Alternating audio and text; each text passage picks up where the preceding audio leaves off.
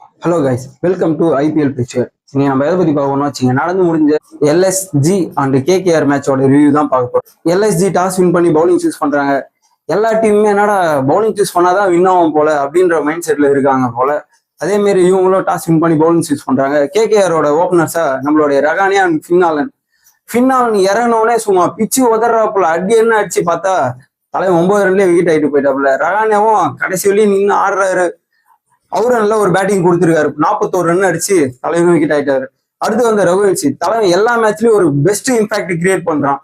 இந்த மேட்ச்லயும் 45 ரன் அடிச்சு டீமோட ஹையஸ்ட் ஸ்கோர்லயே தலைவன் தான் இருக்கான்.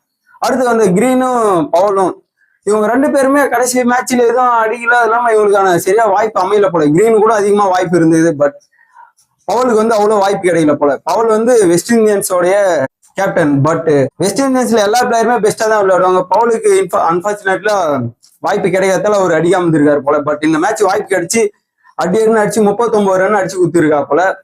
அடுத்து நம்மளோட கிரீன், இவர் வந்து யாருமே அடிக்க மாட்டாங்க, சரி 2-3 விக்கெட் ஆனவனே கேகேஆரோட கதை முடிஞ்சு அப்படின்னு நினைச்சுக்கும் போது நம்மளுடைய கிரீனும் அடிச்சு 32 ரன் அடிச்சு டீமோட ஸ்கோர் வந்து 181 ஃபிக்ஸ் பண்றாங்க.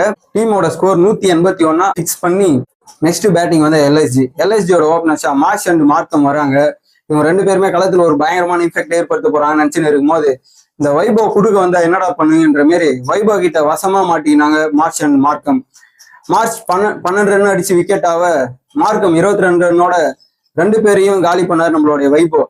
அடுத்தது இந்த ஃபண்ட், இவர் நல்ல ஒரு இன்னிங்ஸ் கொடுப்பாங்க, டீம் கேப்டன் பயங்கரமா ஒரு இம்பாக்ட் கிரியேட் பண்ணுவாங்கன்னு நினைச்சாங்க. பட் அங்க ஒரு சின்ன திருத்தன்ற மாதிரி தலைவன் 10 ரன்லயே விக்கெட் ஆகிட்டு போயிட்டாப்ல.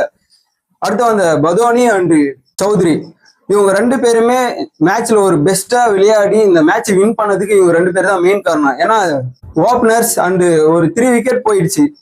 3 விக்கெட் போனவொடனே எப்படி மேட்ச் நடக்க போகுது அப்படின்னு எல்லாம் நினைச்சுட்டு இருக்கும்போது தலைவனுக்கு 2 பேரும் உள்ள வந்து ஒரு பயங்கரமான என்ட்ரி கொடுத்து அடி பிரிச்சு மேஞ்சு ஆளுக்கு 54 ரன் அடிச்சு மேட்ச் வந்து 182 ரன் டோட்டல் ஸ்கோர் டார்கெட் முடிச்சு 182 ரன் அடிச்சு மேட்சை வின் பண்ணி எல்எஸ்ஜி கிட்ட கொடுத்துட்டாங்க. 2 பேருமே பயங்கரமான விளையாட்டு விளையாடுனாங்க 2 பேருமே. Okay guys, thank you.